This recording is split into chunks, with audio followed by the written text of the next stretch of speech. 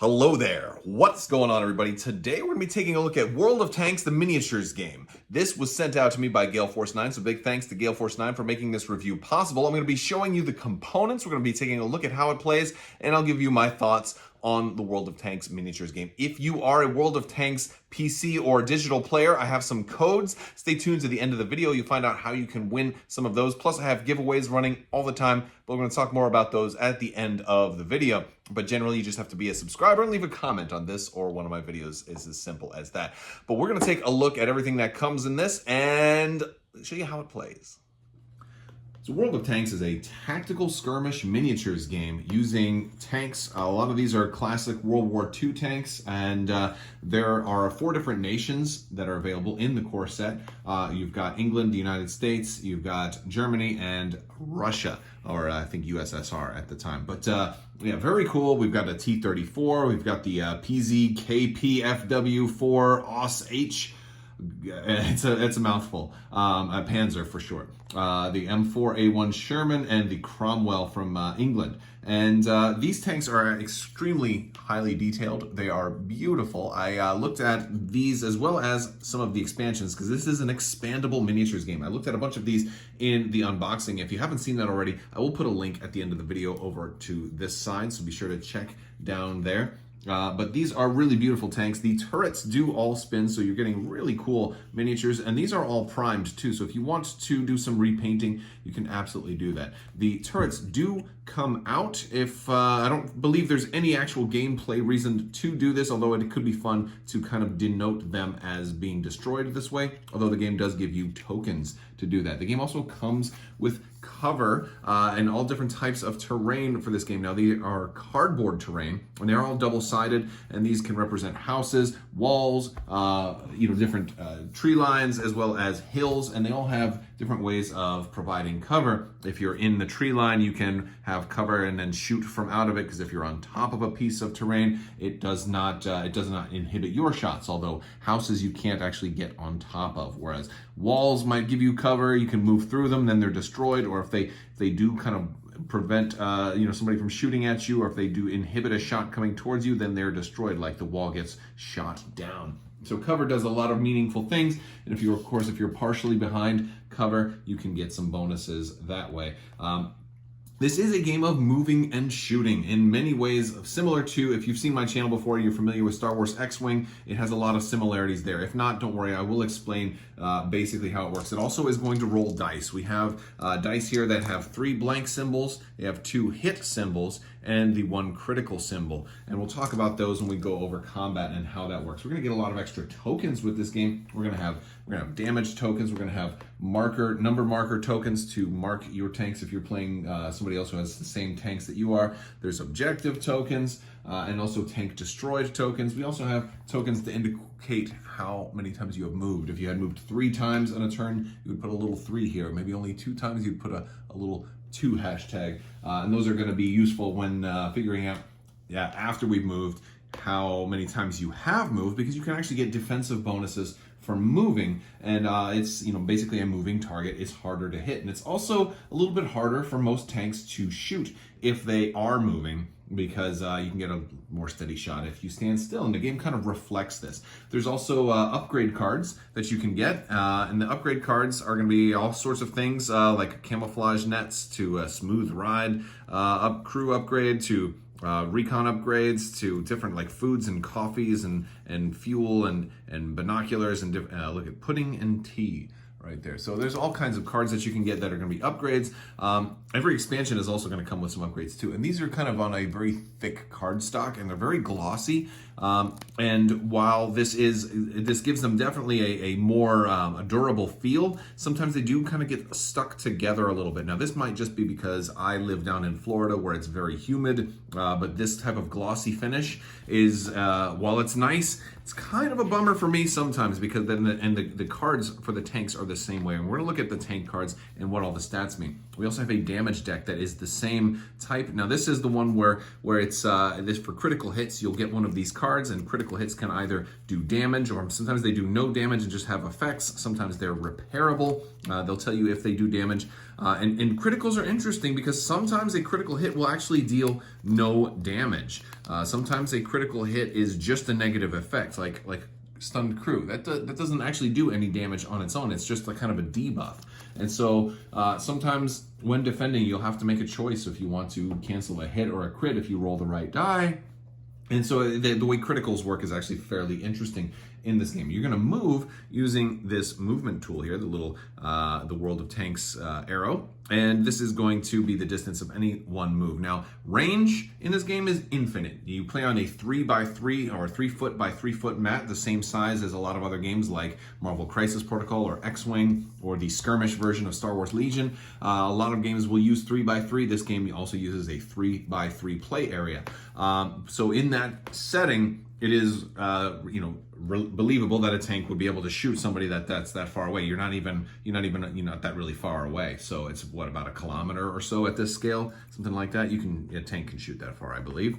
And there's also an advantage token, which at the beginning of each round you'll roll 3 dice, and whoever has the most crits will gain advantage for that roll for that turn, and basically that they'll kind of break ties.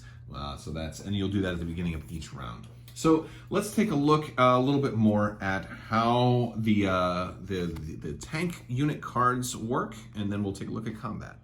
All right, so here we have the T-34. This is a tank unit card, and it's going to have a lot of important information on here. It's all very large text too, so it's pretty easy to read. It's not going to overwhelm you with information. It's going to be, look, you're going to have a flag up in the top left. That's going to be, hey, what nation can use this tank? You don't have to play with nations. When you're building a list, you can run, any different tanks that you want. But if you're going to run upgrades on these, there are certain upgrades that will be nation specific. So, and then of course there is also an optional way that you can play if you have enough expansions and you want to play like all national builds. Like maybe I'm going to run all American tanks, and maybe you're going to all run Russian tanks. Something like that you can totally do. Next is going to be firepower. This is how many dice you roll when shooting. Pretty straightforward. Survivability. This is your defense dice. This is how many defense dice you start with. Note that this can be upgraded depending on different things. So we'll talk about that a little bit more. Mobility. This is how many times you can move. This one is actually a pretty high number for this game. 3 is kind of the fastest.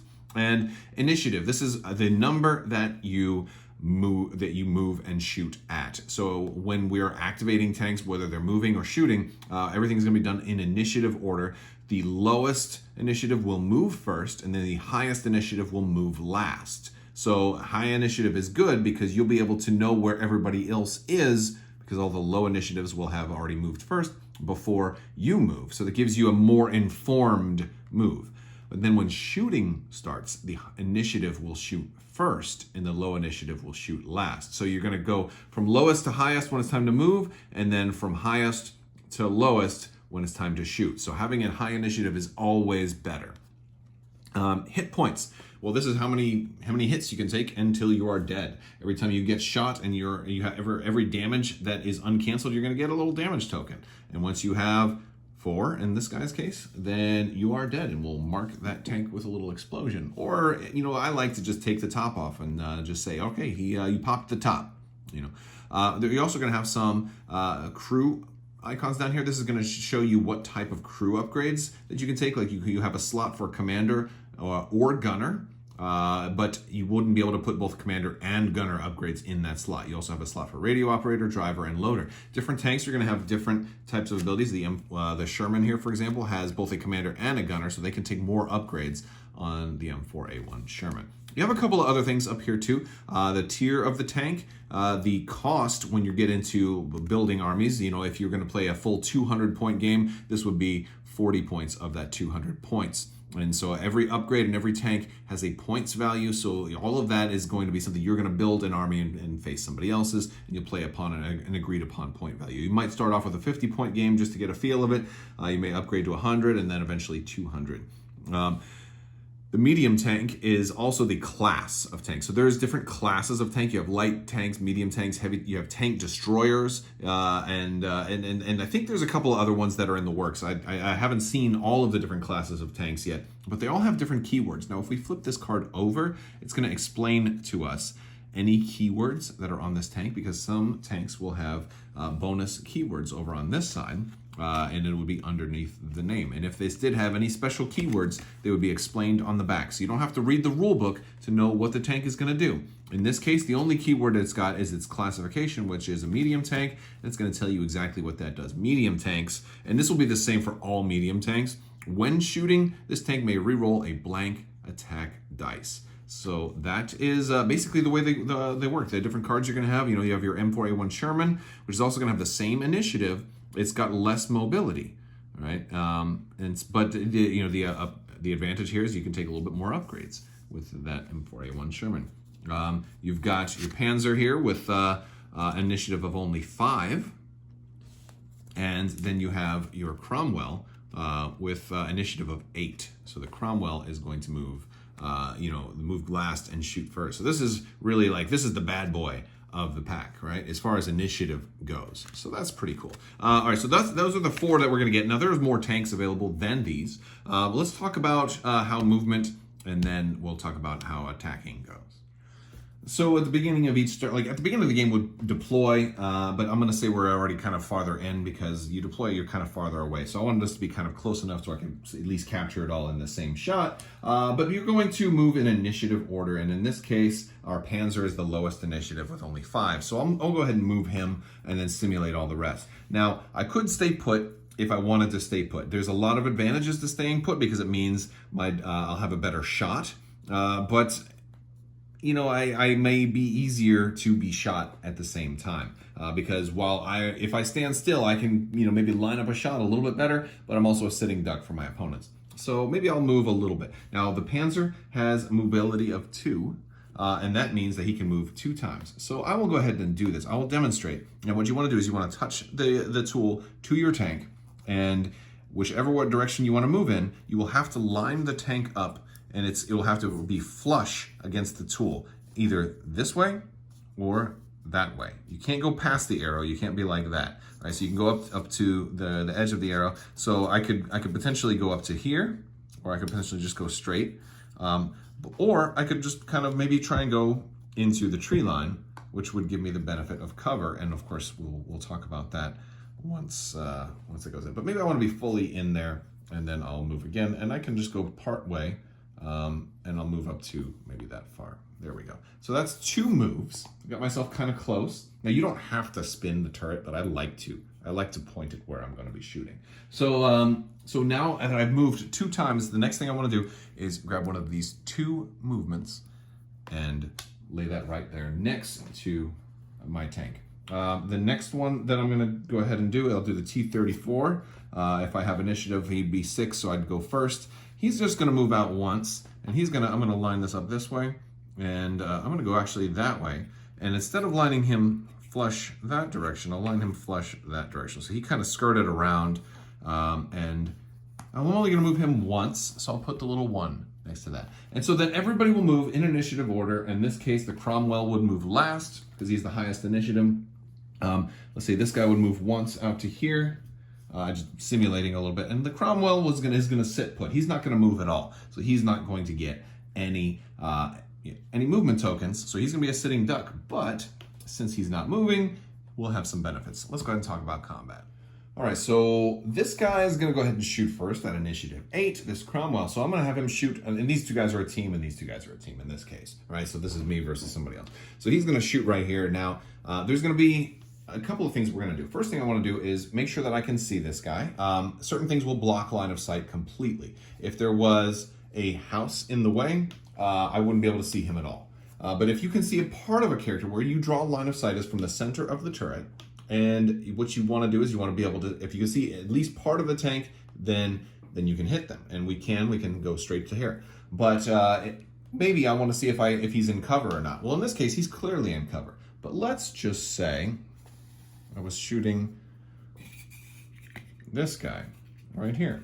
Well, he's he's certainly kind of poking out, but part of him is behind cover. So if I can hit 3 corners of this tank from the center, if I can draw a straight line from 3 corners unobstructed, then I have a clear shot. But if I can't do that, and since these back 2 I cannot hit because they're obscured by part of the building, then he would still have cover. So that's kind of a good place for him to be because he's got cover, but his turret is sticking out so he can still shoot out. So that's kind of how cover works, so which is nice. It's a little 3-corner rule. Let me put that back though.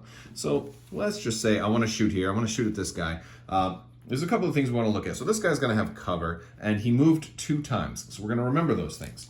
First thing I'm going to do is I'm going to roll dice. And I'm going to count up all my hits and crits that I roll. And then my opponent's going to roll dice, and he's going to try to cancel my hits with his hits, and he's going to try and cancel my crits with his crits.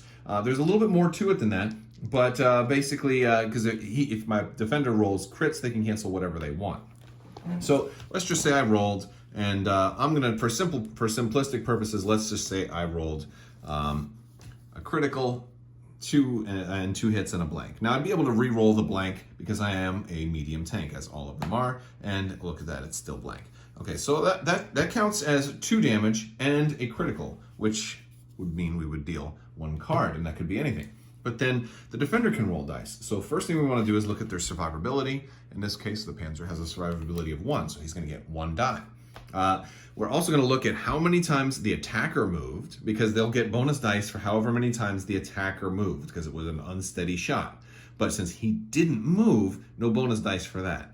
But you also get bonus dice for how many times the defender moved, and he moved 2 times. So he's going to get 2 extra dice. He's also going to get 1 extra die for being in cover. And so, I'm going to actually get 1, 2, and then 1. So I'm actually going to get 4 dice. I'm going to have to remember, so that we only get 6 dice in the starter pack. So it would be nice to have extra dice, but the good thing is you don't really need more than 6 because you, as a defender, you're never going to be able to roll more than 6. So even if everybody moved speed 3 and you're behind cover, and you're not going to get more than 6 dice, there's a cap there. So we'll roll that and we'll see what we can cancel. In this case, wow, that was a really good roll. So there we go. We rolled exactly what we would need to cancel the 1 crit and the 2 hits. Let's say we rolled a blank though. I would have to make a choice because the hit would cancel one of the other hits, and then I would have left a critical and a hit, and this guy, he could cancel either the critical or the hit. And the reason is you might want to say, I'll just cancel the actual damage and I'll let the crit go through, because some crits have 0 damage and some crits are also repairable, and a repairable crit will have this little symbol on there. And at the end of the round, you can attempt to repair 1 of your critical hits by rolling a die, and on a hit or crit, you will be able to repair it. So that's there's always a chance that crits might not kill you, or you might even be able to fix them. So I like that aspect, and how the crits are kind of a little bit of a gamble, and it gives you a little more choice in how to spend your dice as a defender. There's a couple of extra things too, like if I am, well actually in this case, you will draw a line on the front of the tank, and if I am behind that line, when I'm shooting from you, you actually lose a die. So because it's like a flank shot or a side shot, and the idea is tanks are more heavily armored in the front. So if I'm behind your front, oh actually is this, I think that's the front. So I was still technically in the front, so he wouldn't have it. But if I was able to kind of sneak up either behind you or from the side, you would lose a die for that.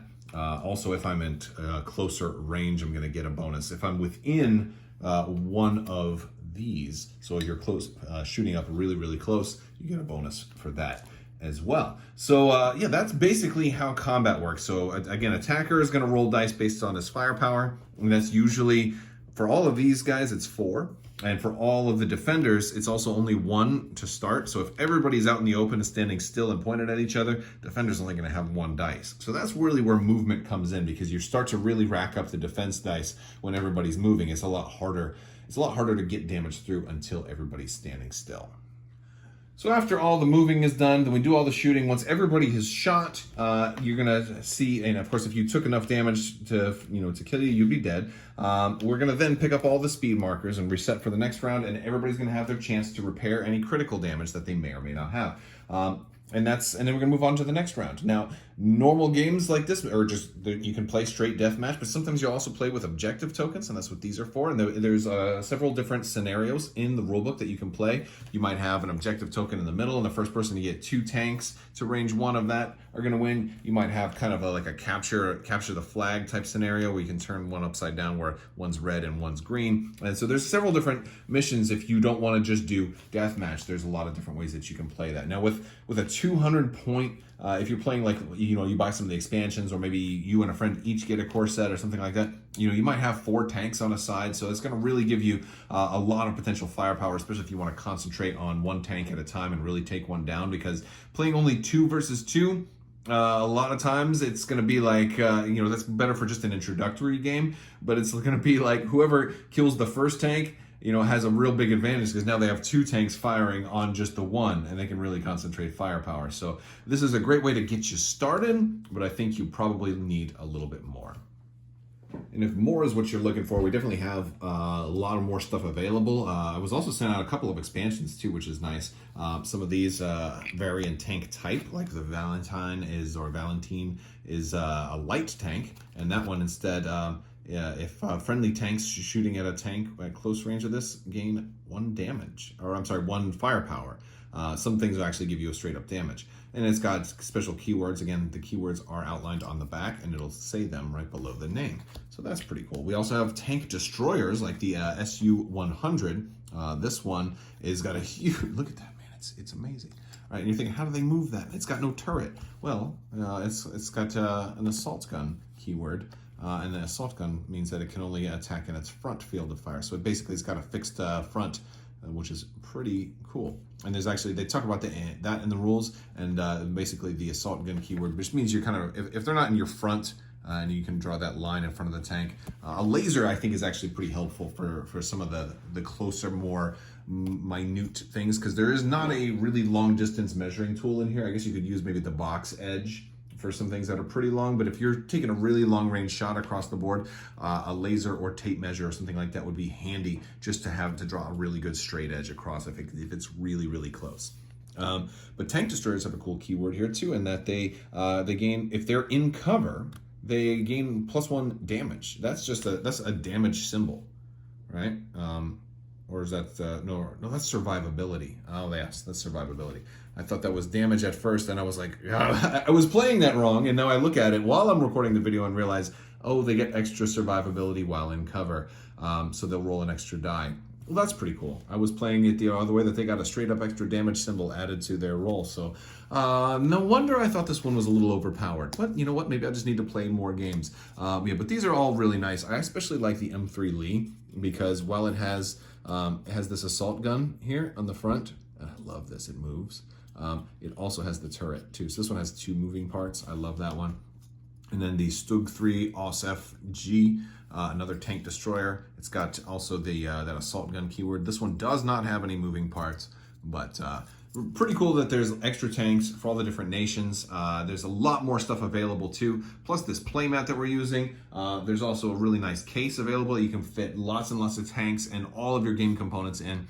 So definitely check all of that stuff out. Again, I'm going to put a link over here. Now let's go to my final thoughts. All right, guys, so that's my look at World of Tanks. I do actually really like this game. It surprised me because I wasn't sure how I was going to feel about it, because I usually stick to sci-fi a little bit more. I do have a little bit of background in tanks, but more modern. I mean, I was in the military and I did serve in a tank battalion for a little while, but I was not a tanker. So while I knew a little bit, I don't know that much. So I feel like I probably should know more, but either way, this is really cool. I like that the turrets move is one of my favorite parts. I really like the minis. The minis are very, very nice. They are a hard plastic, and that's important because my son broke one of the turrets off, and I used kind of a Tamiya Ultra Thin, and it glued right back on really, really easy. So they were easy to repair in case you do have any whoopsies. So that much is nice. The components are really thick and very, very durable. I'm not crazy about the glossy cards as much, but I think that's still a good decision in general. I don't think every state or every place is quite as humid as Florida is, so maybe that's just a personal problem for me. I do think it's cool that the tanks have infinite range, but it would have been nice if there was a longer range measuring tool, because a lot of your shots are going to be kind of close on. I don't know if I can quite see that through cover. And so, I think it's probably a good game to play casually. I think really competitive tabletop skirmish wargamers might find this game a little too simple. That's one criticism, in that it is a little on the simple side. It's very easy to pick up, though. That's really a good strength of it. And as I would say now, a pretty experienced tabletop wargamer, I like this because it's not something that I have to know a 1,000-page rulebook for. So it's really cool to have a game that plays pretty quick. Similar to X-Wing, doesn't require a huge table either. And also its familiarity to X-Wing is actually extremely helpful to me, because having played years and years of X-Wing, a lot of the mechanics here are very, very like second nature to me personally. So I like that aspect as well. But I think it's a very fun game. It's got a great simple approach, but with the objectives, it gives it a little bit more than a lot of other skirmish games have. It's not just a straight deathmatch. And that can adjust your tactics too, but you can play it either way. So I do like that. I like the optional army building rules. I like that it starts with all the different nations already, so not everybody's the same. But I also like that you're allowed to mix nations. If I want to have an alliance, between the United States and Russia for tonight, like that's what I'm going to do. But we, of course, you kind of agree on how you're going to play. Are you going to play with like mixed nations, or are you going to play with like just single nation only? And and I think that's something you decide beforehand. But I like the idea that even within the tanks, they can still only take upgrades from their respective nations, or universal upgrades too. So I like the way the upgrade system works.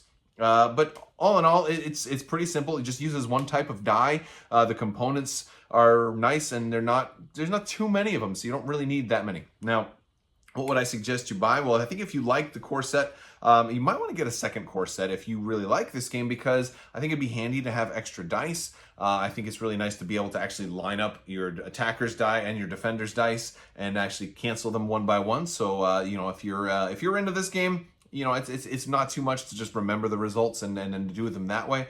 But once you start adding in upgrades and other things that can impact that whole process, it might be nicer to get a second set of dice. So that's something you might want to consider. But there's also codes too. So if you guys play the World of Tanks game, I did say that we're going to talk about some giveaways. So I'm actually going to be giving away 3 digital codes on my Discord. So if you aren't already in my Discord, hop down in my Discord server. There's a link down below. If you don't even know what Discord is, think of it as kind of a community-based series of, like a cross between a message board forum and a chat room, and then all of the different channels have kind of a chat room functionality to them. But there's a giveaways channel in there, and I'll post a link, and all you have to do is just react to it. Just click the little button, and I'll have you reacted, that you give it a thumbs up, and I will then give that about a week, and then pick 3 winners, and I will tag you on Discord. So if you see notifications in there, you will win. And basically, it's going to get you some goodies for the in-game. And if you don't play World of Tanks, there's also a starter bonus code included in all of these. So you can get all of that for free, because I'm doing that. There's also a $25 Amazon gift card giveaway going on for the whole channel right now. That one, you just have to be a subscriber and leave a comment on this or one of my videos. Let me know what you think of World of Tanks. Is it something that you've ever played like on the PC before? Is it something that you've played the miniatures game? Have you played other tank-based miniatures games? Let me know kind of your background and how you look at something like this, because I think it's pretty cool. I like the simplicity to it, and big thanks to Gale Force 9 for sending this out. They did send it to me, but I do generally like it. I wouldn't gush about it as much if I didn't like it. And it's pretty fun. It's not going to be one of my #1 games, but it's definitely something that I'm going to pull out when I'm kind of tired of all of the Star Wars, and I'm just looking for something that I can probably play in less than an hour, and this is a great option for that.